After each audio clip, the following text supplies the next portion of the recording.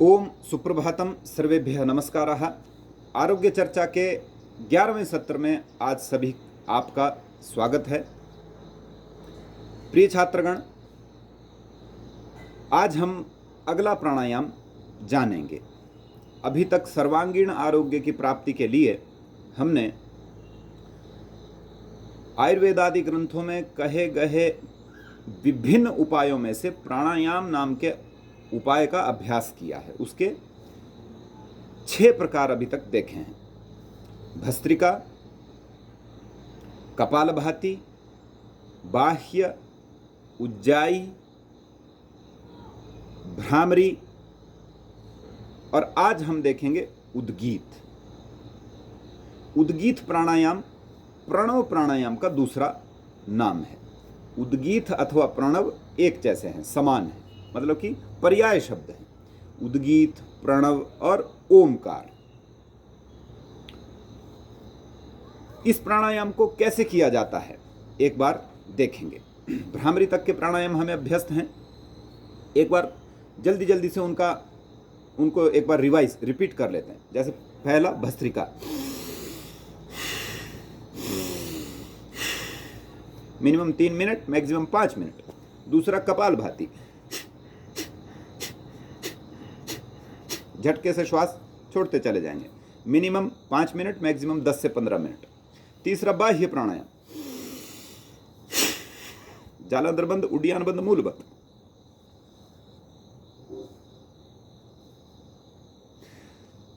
चौथा उज्जाई प्राणायाम,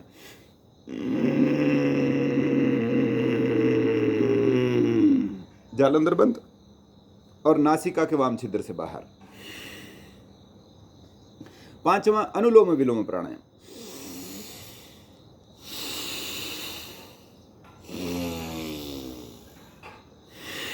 इस तरह लगातार मिनिमम 10 मिनट, मैक्सिमम 15 मिनट। छठा भ्रामरी प्राणायाम,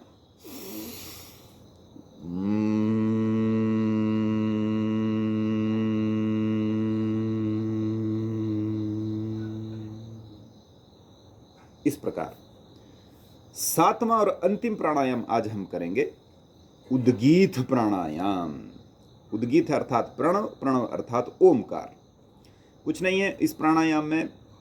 इस प्राणायाम को करने से पूर्व ये देखिए, यह एक मुद्रा है, यानी एक आकृति विशेष है। इस मुद्रा को कहते हैं ध्यान मुद्रा।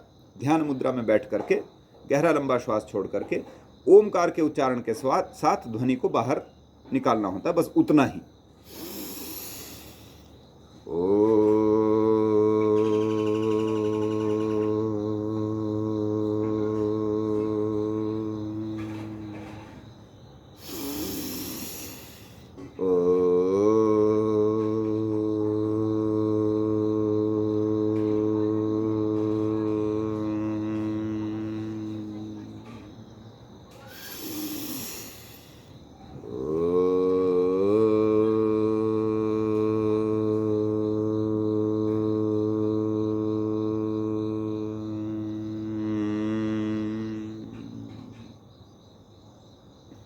और उसके बाद जब ये प्राणायाम संपन्न हो जाए तो इस तरह हाथों में घर्षण किए, हाथों में उष्णता को उत्पन्न करके धीरे धीरे मस्तक पर, मुख पर, आंखों के आगे ऐसे मसाज करते हुए धीरे धीरे आंखों को खोलना होता है।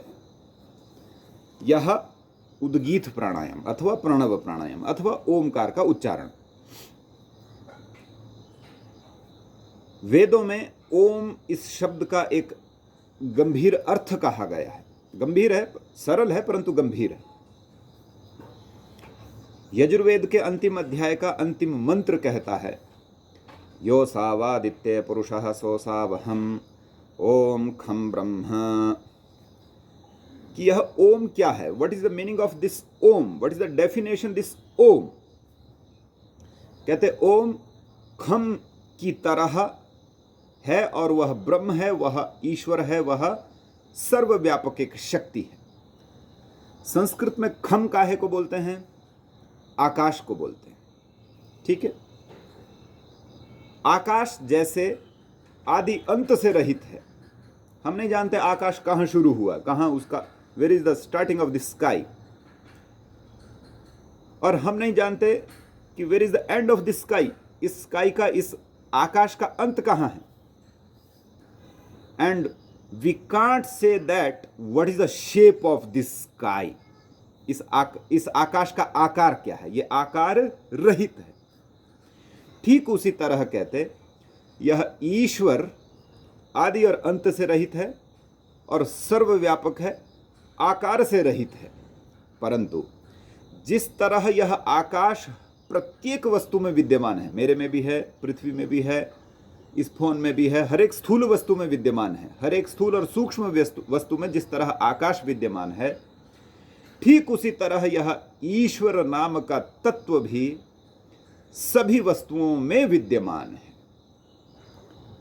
मुझ में ईश्वर है, जड़ चेतन सभी वस्तुओं में ईश्वर है, परंतु मैं या यह जड़ चेतन वस्तुएं ईश्वर नहीं हैं, क्योंकि ईश्वर के जो गुण धर्म हैं, क्या, सर्वव्यापक होना, सर्वशक्तिमान होना, दयालु, सृष्टि का रचना, प्रलय आदि का करना, ये सब ईश्वरीय गुण हैं।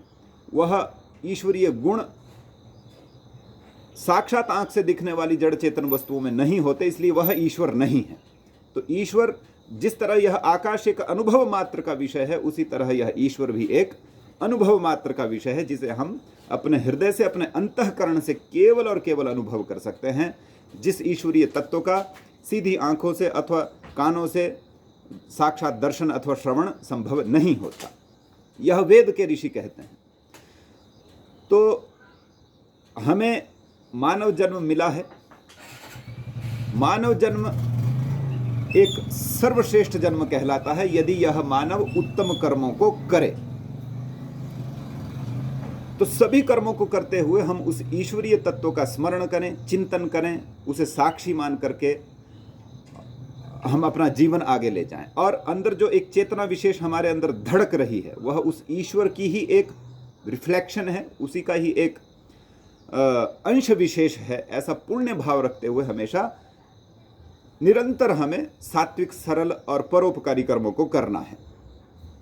इस बात का स्मरण करने के लिए ही संभव हो तो प्राणायाम के शुरू में भी 3 बार ओम का उच्चारण करना चाहिए, और अंत में तो हम उद्गीत प्राणायाम के माध्यम से इसका पुण्य अनुष्ठान करते ही हैं।